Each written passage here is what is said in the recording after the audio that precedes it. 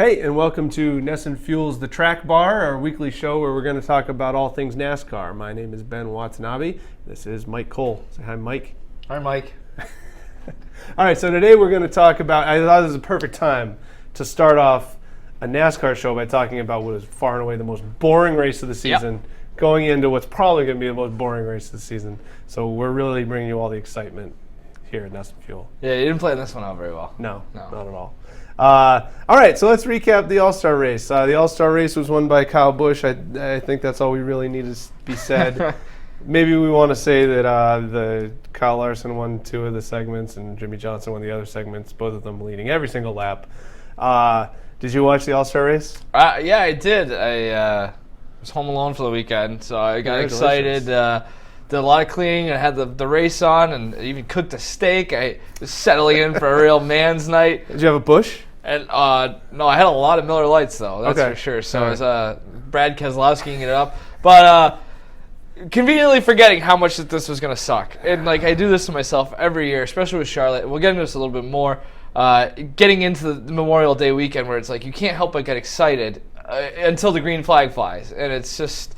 So I did watch the race, and by the end of it, I found myself not paying a whole lot of attention to it until the last 3 laps. Yeah, it was looking bad right from the get-go when I saw, Larson went to the front, and I'm like, no one's challenging this guy. I was like, oh man, this is the way it's going to be. And they tried. Yeah, they tried a lot of gimmickry. They tried with the tires.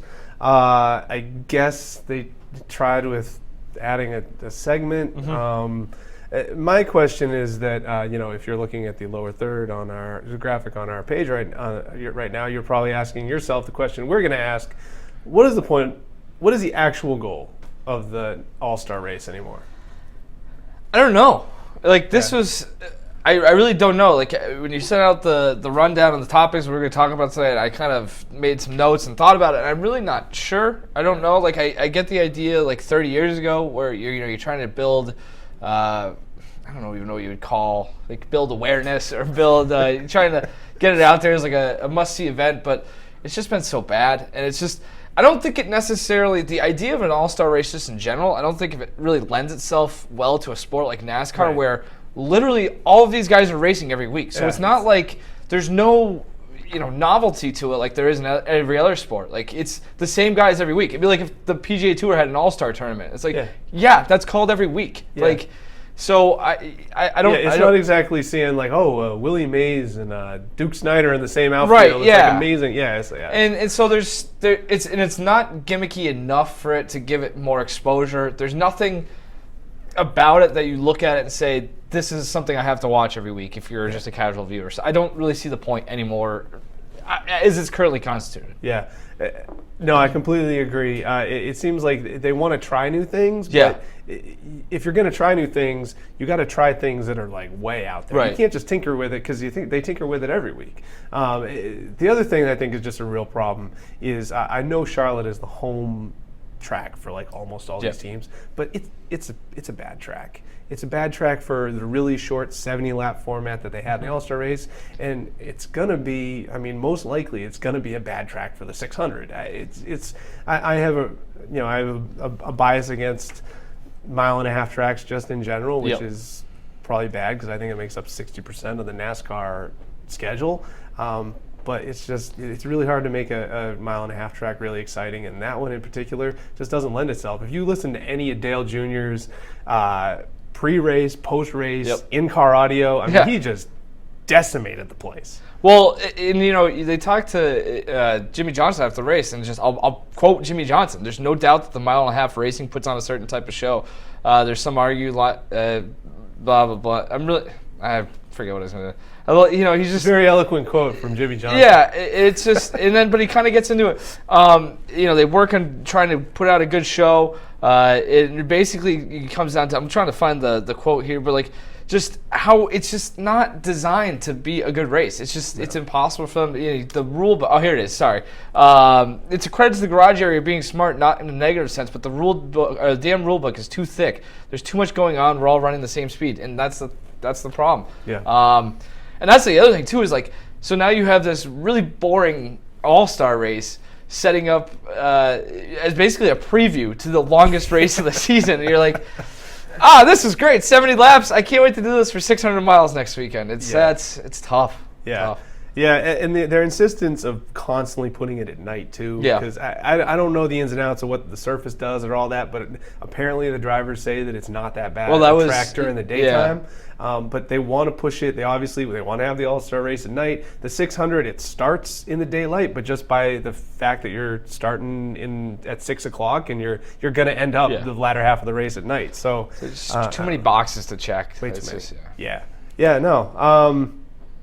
So what do we do?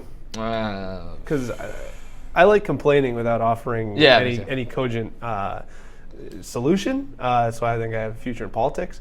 But you got any ideas? These don't have to be serious because, I mean, hell, some of the ideas that I think they floated over the years aren't very serious. My first thing I've written down here is fire into the sun. So that's not good. Like, not have a race, I think, is probably the best one.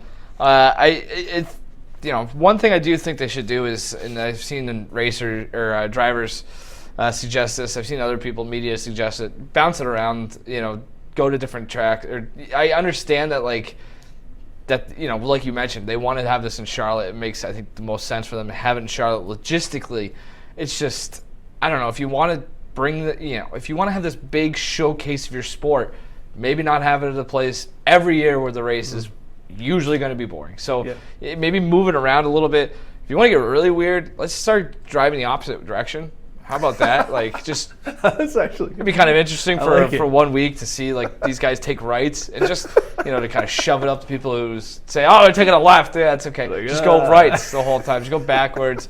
I like that. Go-karts, something I thought of. Maybe just a go-kart race somewhere. Rental cars, like Days of Thunder. They kind of just get those guys out there in wheelchairs, a Chevy Cobalt or something. No, you can have some sort of a two-legged race where you're driving the rental cars to the restaurant, and then you have maybe racing down a corridor in a hospital in wheelchairs. I don't know anything. I give a NASCAR credit. They do more so really than that, and maybe in any other sport. They try to be innovative. We're going to see that later this season with I was going to say the Busch race, the Xfinity race, where they're going to have a full driver TV crew. They're willing to get weird and do some different things. It's just, I don't know. I mean, are they weird enough to do bumper boats? Maybe. Yeah, my ideas were probably not much more realistic. One that's, I don't even know if it's mechanically in the realm of possibility. Do it on dirt. That is something I think that's actually good. I mean, you'd have to mess with the cars a lot because I imagine they would just get.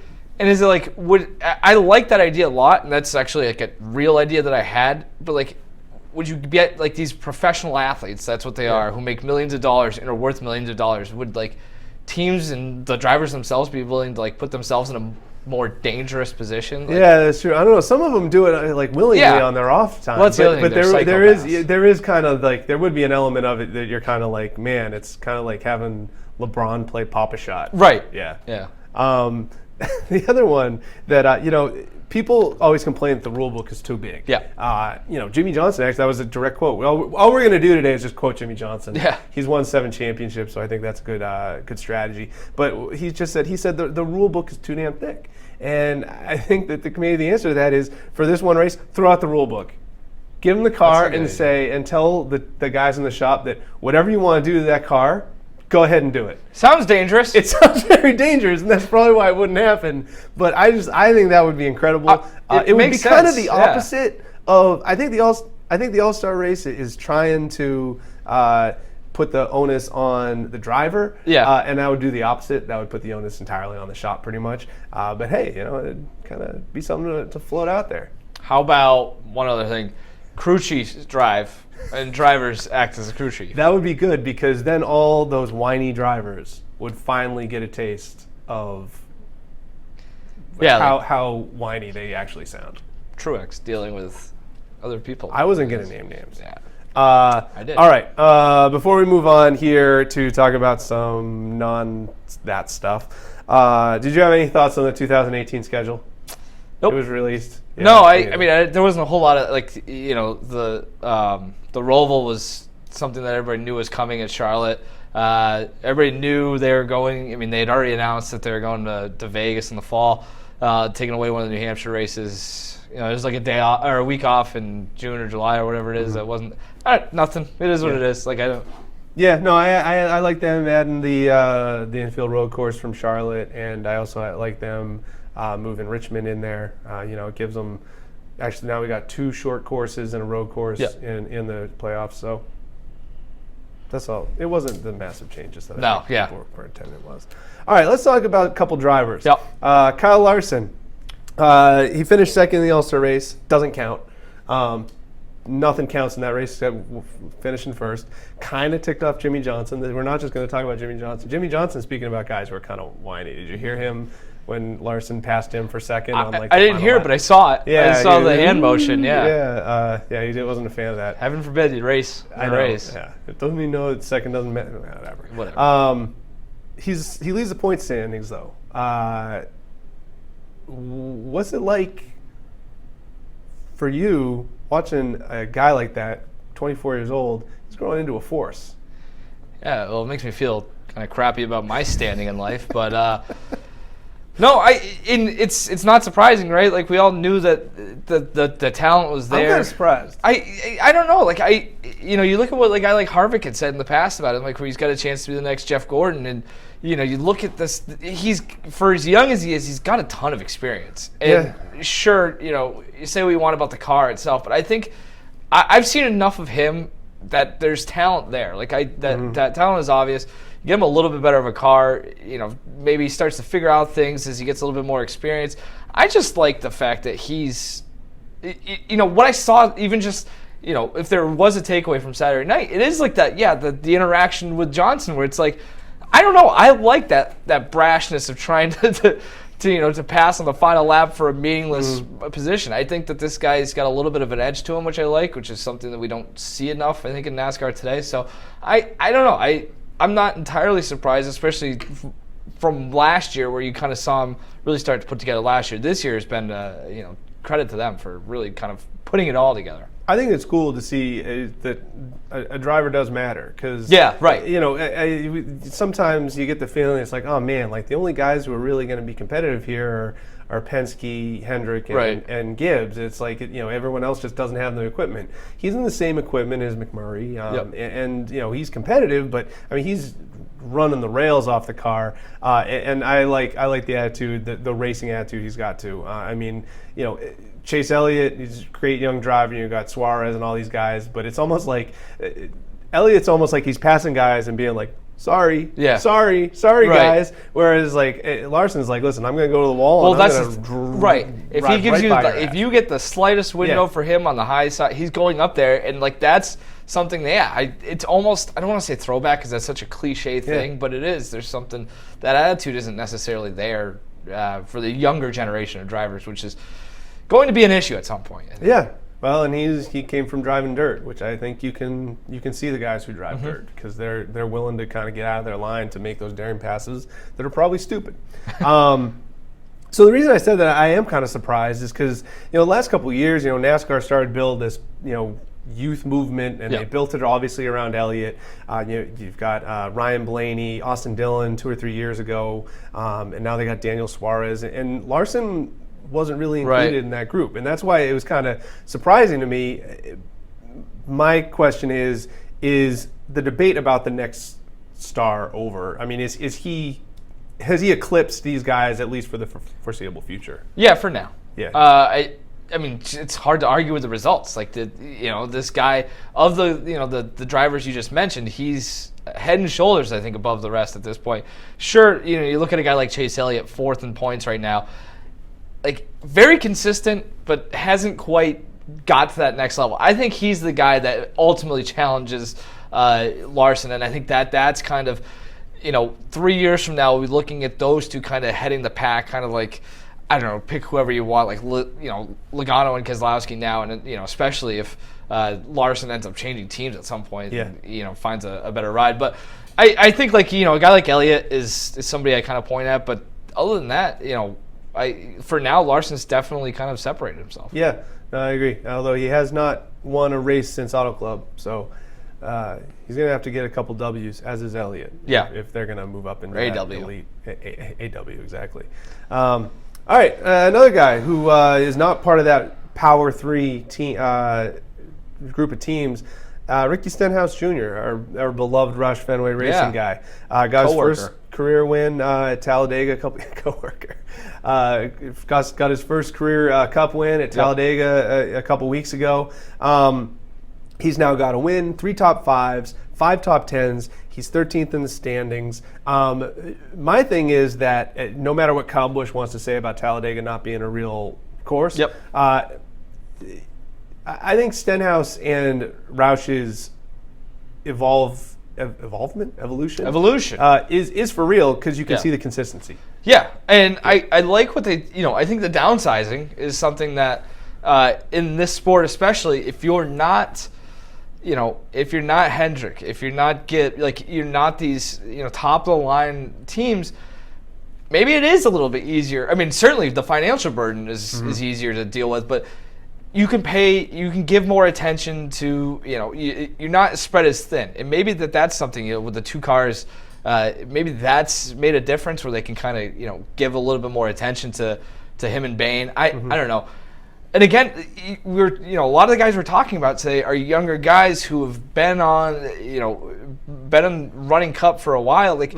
Maybe it's just all starting to kind of click for all of these guys. Maybe that's oversimplifying it a little bit, but I think just the combination of that and kind of, I think the downsizing may have ultimately helped. Yeah, the other thing is, it's kind of, passed over with, like you said, the removing one team and, parting ways with Biffle. But they made a ton of moves, both in the shop, higher up, over the offseason that, at the time it was taken as kind of like, this is a bad sign for Roush. They're getting rid of a lot of established, people who have been there for a long time and bringing in a lot of young, cheap blood. And, is this kind of the sign that they're, and I think it's done exactly the opposite. It's brought in, clearly there's new ways of thinking there. I'm not in the shop, but from what I understand, they do a lot more now that's up to date, whereas they might have been doing the same thing they were doing for the past 20 years before this year. So I think it's obviously team wide. It's not just Stenhouse. I think Stenhouse has always been able to drive, but looking up a lot of these numbers, I mean, Trevor Bane has arguably been even more consistent than Stenhouse. Yeah. He just hasn't gotten the win yet. Yeah, and I think it's. I think you bring up some interesting points just in terms of credit to them, the team, just in general, for realizing that changes need to be made. I mean, they were, pardon the pun, stalling quite frequently. It was just no, literally. Yeah, well, that too. Yeah. It was just 15 to 25th every week. Whether you pick, throw a dart, and that's where you somewhere in there for those cars. So I think they've done. The changes have certainly, it's hard to argue with the results. Yeah. And it helps when you have 2 talented drivers to kind of play with these changes and kind of maybe get a little bit more involved and kind of take some chances. Because really, to be quite frankly, they didn't have a whole lot to lose. You can run middle of the pack for the rest of the time and make your money, or at least break even or be in the same spot. Again, just stalling. And, it took a little bit of courage to make those moves, and then they're paying off. So well, yeah, to that end, I looked up some numbers before we talked to Stenhouse last week, and so a couple stood out to me. Last year, in early laps, Stenhouse was average running position was 21st. In late laps, his average running position was 21st. He wasn't going anywhere, literally stalling. This year, his average running position in early laps is 19th, and that's obviously getting better. He got the pole a couple weeks ago. His average running position in late laps is 12th. Right. So the fact that they are getting better as the race goes on, they're making adjustments is a huge thing. A couple other things that stand out to me, actually the big one that stands out to me, is last year both Bane and Stenhouse were running on the lead lap only about 60% of the time. Which is that's not good. That's atrocious. That's terrible. They were Bane was 23rd and Stenhouse was 21st. This season, Stenhouse is on the lead lap 89% of the time. Bane is on the lead lap 97.3% of the time. He's number one of all of NASCAR running on the lead lap. And that just shows that, obviously once upon a time you didn't have any you had no room for error. Yep. But if you're constantly running on the lead lap, you can afford a hiccup on a pit stop or whatever, and you're still going to be okay. To me, that's the biggest thing that stood out to me, just the consistency of staying with the pack. That's exactly. It's just they're much more consistent. Yeah. And when you're consistent, everything else is going to fall into place. You're luckier when you're consistent. Like, you know what I mean? You make your own breaks at a certain point, and they've certainly done a good job. Whether or not that continues, will remain to be seen, but certainly going in the right direction. That's my thing. Is it sustainable for these two? Ford, in 11 points races, 6 wins, 6 poles, so they're obviously strong. But we've obviously seen in the past that Toyota will look dominant for half a season and then they drop off. Who would have saw Chevy winning the championship in 2016? So we'll see how sustainable it is. Yeah, but they like we've said, they're going in the right direction, and that's really all you can ask for. It's something to build on. So. Yeah. Yep. Actually, it makes it more interesting to watch around here. You actually have a rooting interest. Synergy, as they say. A lot of business buzzwords here. Yes. All right, so Sunday, the aforementioned Coca-Cola 600. But not only that, we got in the morning, bright and early, 8 a.m. From Monaco. I know it's a place that you summer, near and dear to your heart, in Monte Carlo. 8 a.m. we got the Formula One Monaco Grand Prix. And then at just about noon, we've got the 101st Indianapolis 500. Wow. And at 6 o'clock, we got the Coca-Cola 600. Which one, Michael Cole, I know the answer to this. Which one's your favorite? Indy. Oh, I don't know the answer to this. What did you think I was going to say? I thought you were going to say Charlotte. I gave it some thought, and theoretically, it should be Charlotte. Like I enjoy watching NASCAR. Yeah. I watch a lot more NASCAR than I watch F1 or Indy. I don't really watch F1 at all. Indy I'll watch occasionally, but for me, I'm big on pageantry, and the pageantry of Indy is just. I don't know. It's a cool race. And for somebody, you talk about the pitfalls of a race like Indy with the oval and things like that. That doesn't bother me because I'm not really an enthusiast. I don't watch Indy racing a whole ton, so that doesn't bother. It's for me, it's something different than what I'm used to watching because I watch so much, NASCAR and Xfinity. So I don't know. I just it's something different for me. I like the fact that it's on Memorial Day weekend. It's making me feel like summer's on the way, and it's something to kind of plan the cookout around. So, it's just it's American. It's a nice tradition. So I like that. And again, the fact that Charlotte sucks so much is just that kind of takes away from it. And again, Monaco, it is nice view. Yeah, I'll never be able to afford to go there. No, that's but. I like how the track is its own municipality. Yeah, they just made it Speedway, Indiana. It's pretty impressive. Yeah. So for me, it's the Indy 500, and I think it's super cool that Fernando Alonso is driving it. I'm like you. Out of these 3 series, F1 is number 3 for me. But when I did watch F1, I was mostly either in college or right after because that was the point at which my sleep schedule was variable. Right, that's it. Yeah. And I didn't mind, being up at 2 a.m. to watch a race. So that was the rise of Alonso in F1. So I became attached to him. I don't know why. I don't know. He won a couple championships. So I think what's that? He won your heart too. He won my heart. Yes. It's attached to him. Sure.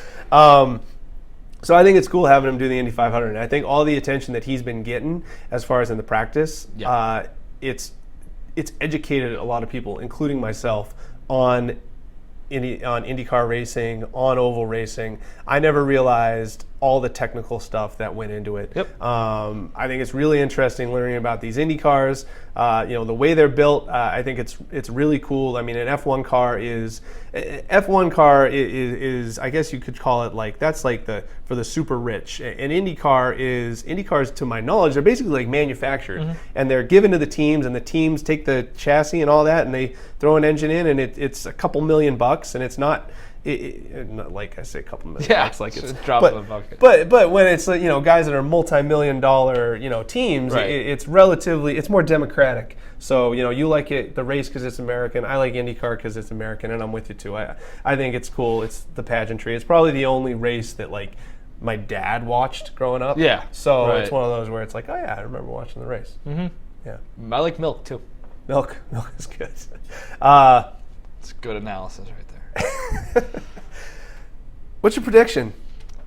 Each one. For each one. Well, as I've outed myself as a F1 aficionado, we're going Lewis Hamilton. That's a safe one. Go Chalk. It's a name I recognize, and I don't know. He's a guy who's had success in the past. Again, it's Lewis Hamilton. I don't know. I don't have to explain that. He's good. Yeah, he is. He's very good. What about Indy? I'm going to go Scott Dixon for a few reasons. Ooh. Sitting on the pole, like that. I think, if I'm not mistaken, he won from the pole when he won in 2008. Was it 8? I was going to say. So that's good. Yeah. So he checks off a lot of boxes. Veteran. It's a veteran-laden field. I like that. He's got some experience. It's kind of the problem with IndyCar. It's still the same names. Yes, that's true. Like 12 years ago. Right, Yeah. like Mario Andretti still. Mario Andretti. And also, he's coming off of being robbed at Taco Bell, and nobody's ever lost the Indy 500 after being robbed at Taco Bell a few days prior. Is that from Odshark? Yeah, I got that from Johnny Odshark. Yeah, so I like the story, and also this is going to tie into my Charlotte pick as well. So, but I like Scott Dixon. Okay, all right, cool. Finally, Coca-Cola 600. I'm going Kyle Larson because I liked what I saw out of him last week, especially with what they've done to with the track and changing the surface or at least trying to fix it. Maybe it gets a little bit more chance to get up high. Okay. Again, he ran really well last weekend, and so I'm going Target across the board there. Well, I don't know about Lewis Hamilton, but Scott Dixon still runs Target, right? And Larson certainly does. So. Yeah. Again, a lot of synergy this week. There's a lot of synergy. And I do think Larson. I guess should I go with Chase Elliott and Alexander Rossi to keep the Napa synergy? Yeah, what you want, man. I'm not going to do that. I wouldn't either. All right, Monaco. I'm going Sebastian Vettel. He's been the best this year. That was my second pick. Yeah, he's it's cool seeing somebody other than Mercedes run up front finally. Indy 500. As we talked about, we love the pageantry, the patriotism, the Americanism of it. So I'm going to go with the Japanese guy, Takuma Sato. He's not going to win. I am a homer. I wouldn't mind seeing Alonso win it, though. I just think if he wins it, it would be really, really impressive. Yeah. But it's a completely different animal. He's never driven on an oval before in his life. It's way different. And Coke 600, I'd like to say Martin Truex, since at last check he was leading 580 something of the 600. Yeah, it's pretty impressive. But I'm gonna go with Chase Elliott. I think this is the time. I think this is Chase. He's gonna get up front, and he's just gonna roll away with it.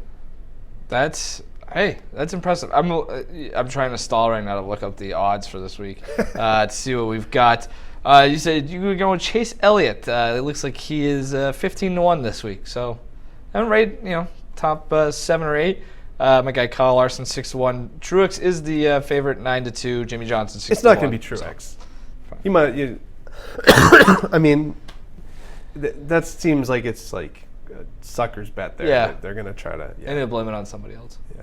That's true. Not his fault. Yeah. So, big Martin Truex fan, Michael Cole. Radioactive is like the worst thing that's happened to some of these guys because I didn't have a problem with Martin Truex until I started hearing his in-car audio, and it's I can't say anything else. That's all. That's fine. All right. So, if you like IndyCar, if you like the Indy 500, then join us on Sunday. I won't be there. Mike won't be there. So, if you're at all attached to our performance, then don't bother, but if you thought that we did an awful job, it could get better. So that's going to be about a half hour before green flag waves, probably about 11:30. For Mike Cole, driver of the, I don't know, what would you drive if you drove? The number 6 Mike and Ike Chevy. Oh, that's good. All right, I would probably drive the number 26 Cape Cod potato chips, sea salt and vinegar Ford. Nice. So, there you go. On that note, thanks for joining us at the Track Bar. See you next week.